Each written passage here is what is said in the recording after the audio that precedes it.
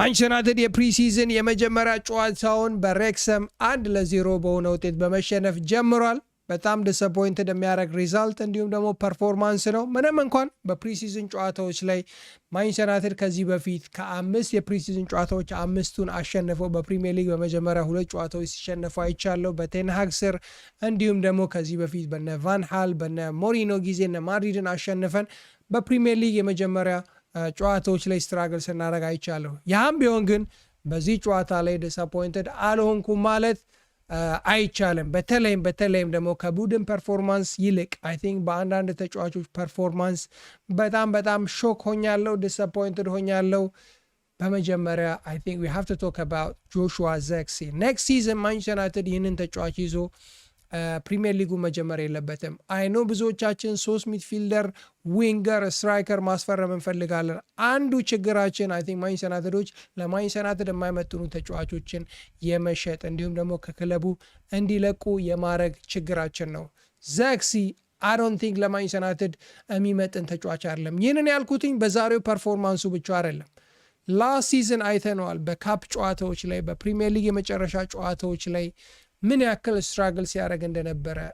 በፔስ ደረጃ ፔስ የለውም። ኢቭን በአትላንታ ነበረው ስንባል የነበረው በቦሎኛ ነበረው ሲባል የነበረው ኳሊቲ የፈርስቶቹ ሆልድ አፕ ፕሌየሩ ዛሬ ነን ኤግዚስተንስ። በጣም ዲስአፖይንትድ የሚያደርግ ነገር ነው።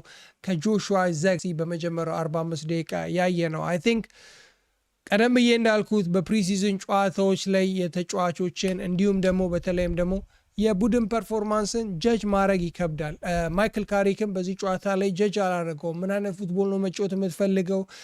አታኪንግ ነው፣ በሃይላይን ነው፣ በፕሬሲንግ ነው ብዬ ጀጅ ማድረግ አልፈልግም። አንደኛ ብዙ ተጫዋቾቹን በቡድኑ ስላላካተተ እንዲሁም ደግሞ 2 አይነት የተለያየ ቡድን ይዞ ስለገባ። ነገር ግን ቀደም ብዬ የጠቀስኩት እንደ ጆሹዋ ዘርክሲ ያሉ ላስት ሲዝን በክለቡ የነበሩ የሚጠበቅባቸውን አይነት ፐርፎርማንስ ያላደረጉ ተጫዋቾችን ጀጅ ማድረግ አለብን። አይ ቲንክ በዚህ ጨዋታ ላይ የተማርነው የመጀመሪያ ነገር ቢኖር ጆሹዋ ዘርክሲ በቀጣዩ ሲዝን በማንቸስተር ዩናይትድ ማየት የለብንም።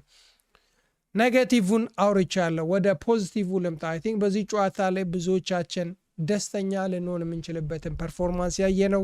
በተለይም ፈርስት ሃፍ ላይ ከአንድሬ ሳንቶስ ነው በ48 ሚሊዮን ፓውንድ እንዲሁም ደግሞ በ2 ሚሊዮን አዶንስ በአጠቃላይ በ50 ሚሊዮን ፓውንድ ያስፈረም ነው አንድሬ ሳንቶስ። ፈርስት ሃፍ ላይ የነበረው ፐርፎርማንስ ፐርፌክት ነው ለማለት ቢቸግርም አይ ቲንክ በጣም ምርጥ ነው። በተለይም የመጀመሪያ 45 ደቂቃ እንደመሆኑ 3 እና 4 ቀናቶችን ትሬኒንግ ሰርቶ እንደዚህ ፐርፎርም ማድረጉ በጣም ደስ የሚል ነገር ነው። በተለይም ደግሞ ከአጠገቡ ሲጮቱ የነበሩ ተጫዋቾች እነማን ናቸው ብላችሁ ካያችሁ ሜሰን ማውንት እንዲሁም ደግሞ እነ ፍሌቸር ነበሩ።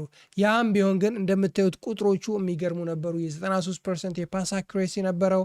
53 ተቾችን አድርጓል። ከምንም በላይ በጣም ኢምፕረስ ያደረገኝ አይ ቲንክ ከኳስ ጋር የላይን ብሬኪንግ ፓሶችን ሳይሆን ብዙ አላየንም። ነገር ግን ከኳስ ውጭ የነበረው የዲፌንሲቭ ኮንትሪቢሽኖቹ 4 ዱዋሎችን 4 ዲፌንሲቭ ኮንትሪቢሽን አድርጓል።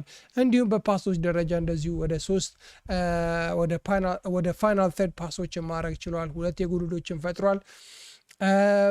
አይ ቲንክ ለእኔ አንድሬ ሳንቶስ በዚህ ጨዋታ ላይ የማንቸስተር ዩናይትድ በተለይም ከመጀመሪያው 45 ደቂቃ ከጀመሩ ተጫዋቾች ምርጡ ተጫዋች ነው። ሰከንድ ሃፍ ላይ በተወሰነ መልኩ እንደ ቡድን የተሻለ መንቀሳቀስ ችለናል። በተለይም ተቀይሮ የገቡት አይ ቲንክ እነ ሼሌሲ በጣም ጥሩ ነበሩ። እነ ቶቢ ኮል የሚድፊልደር ላይ በጣም ጥሩ ነበሩ። እነ ኢተን ዊትሊ በጣም ድንቅ ነበሩ። ምንም እንኳን ጎል ባያስቆጥሩም አይ ቲንክ ከመጀመሪያው የማንቸስተር ዩናይትድ ሲኒየር ፕሌየሮች የተሻለ ተንቀሳቅሰዋል።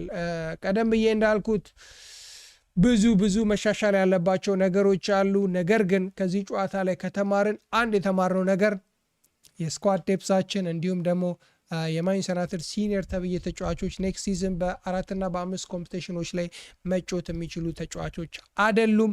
ቀደም ብዬ እንዳልኩት ሰከንድ ሃፍ ላይ የተሻለ ተጫውተናል። ከነ ሼሌሲ ከነ ኢተን የተሻለ ከነ በረኛውንም ሜንሽን ማድረግ አለብን። በተለይም ደግሞ ላስት የር በብሪስተል ያሳለፈው የማንቸስተር ዩናይትድ ሁለተኛ በረኛ አይ ቲንክ ሰከንድ ሃፍ ላይ ሬዲክ ቪቲክ በጣም ድንቅ ነበረ። ሁለት የሚገራረሙ ሴቮችን አድርጓል።